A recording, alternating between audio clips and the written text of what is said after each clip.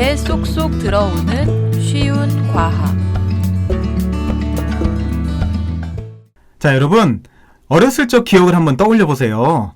부모님께 받은 새 자전거, 처음 자전거를 받았을 때 매우 기뻤겠죠? 네. 자, 그게 10년 정도 지난 후에 그 자전거를 보면 어땠을까요? 제가 많이 커서 자전거가 굉장히 작게 느껴질 것 같아요. 저는 10년 후에 보면 도둑놈이 훔쳐가서 없을 것 같아요. 잠금을 안 해놨구나. 네, 맞습니다. 굉장히 작게 느껴지겠죠. 내가 이렇게 빨리 컸나? 이런 생각도 들 거고요. 하지만 또 한편으로는 매우 낡아져 있을 거예요. 네. 자전거의 몸통은 철이 녹슬어 있을 것이고요. 손잡이는 고무가 찢어지거나 낡아서 우리가 잡지도 못할지도 모릅니다. 네. 왜 시간이 지나면 물질들은 낡게 되는 것일까요? 비바람을 맞으면서 많이 녹슬었기 때문이죠. 아, 맞아요. 비바람 속에 결합되어 있는 산소 때문이에요. 산소 때문이요? 네. 물질은 산소와 만나면 산화되기 때문이죠. 산소는 생물들이 호흡을 할 수 있게 도와주는 고맙고 소중한 존재이기도 하지만 다른 한편으로는 물질을 파괴하는 산화를 시키는 그러한 존재이기도 합니다.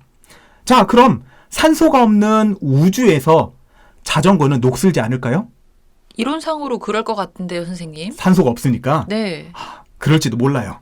한데 산소가 없기 때문에 산화되지가 않을 뿐이지 낡지 않는다는 것은 아닙니다.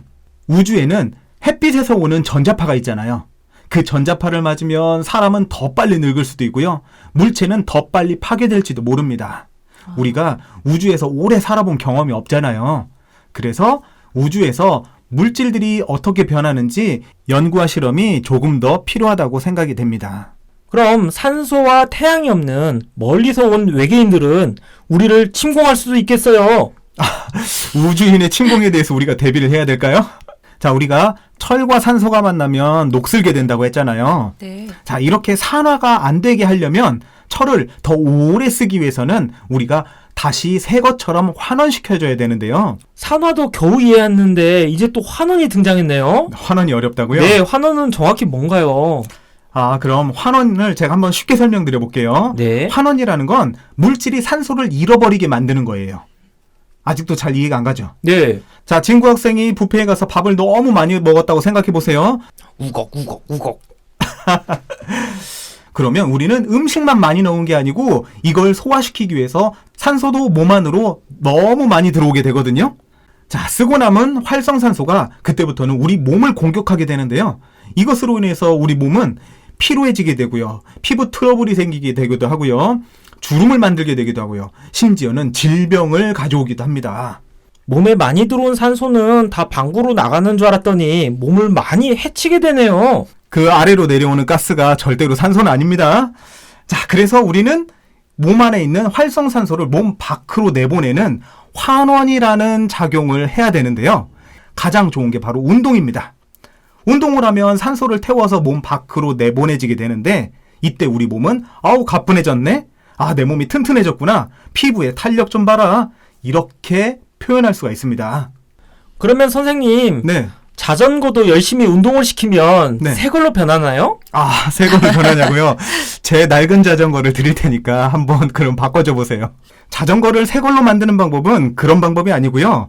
자, 손쉬운 방법이 있는데요. 바로 페인트 칠을 해주면 됩니다. 자, 녹슬지 않게 만들려면 원천적으로 철에 산소가 만나지 못하게 해주는 방법이 바로 페인트 칠이겠죠.